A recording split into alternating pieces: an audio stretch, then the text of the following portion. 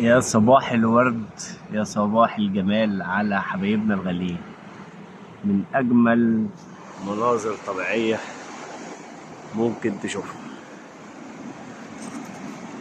احنا في كهف المعزولة أو كهف قارة هارون. حبايبنا الغاليين، أحلى صباح الورد. أجواء جميلة وأجواء ممتعة. حبينا إن احنا ننقل لكم الصورة والأجواء. ما شاء الله تبارك الله.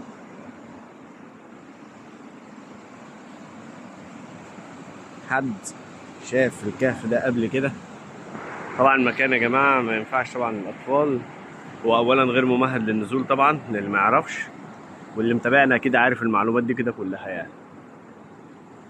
فحبينا ان احنا نيجي نفطر هنا في الكهف هنا. ما شاء الله حاجه جميله قوي يعني.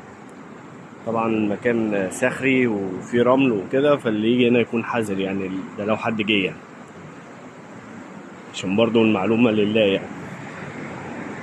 ما شاء الله تبارك الله.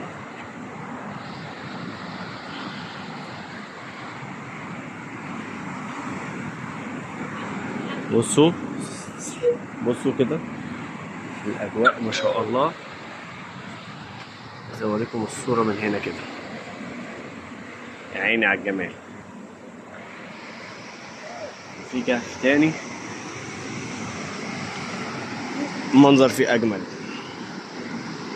تعالوا نوريكم اجواء المكان يعني، بما انك مش هتعرف تيجي مثلا فانت تتفرج على جمال المكان. ما شاء الله تبارك الله. بصوا ايه الجمال ده، سبحان الخالق، سبحان الله.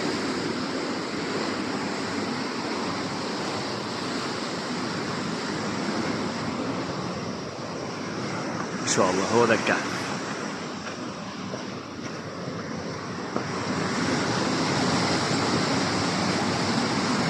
طبعا في منظر هنا جميل قوي، حابب ان انا انقله لكم يعني. بصوا الفتحه اللي في سقف الكهف دي، ما شاء الله. بصوا الجمال،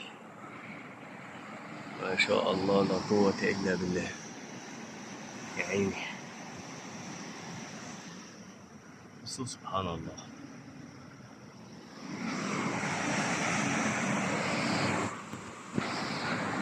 احلى اجواء واحلى استمتاع بصراحه.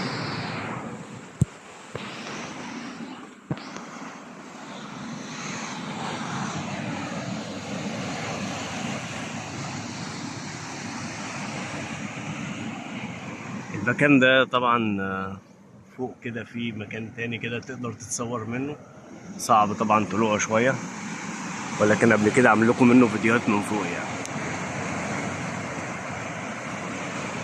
قولوا لي ايه رايكم في المكان وفي اجواء المكان.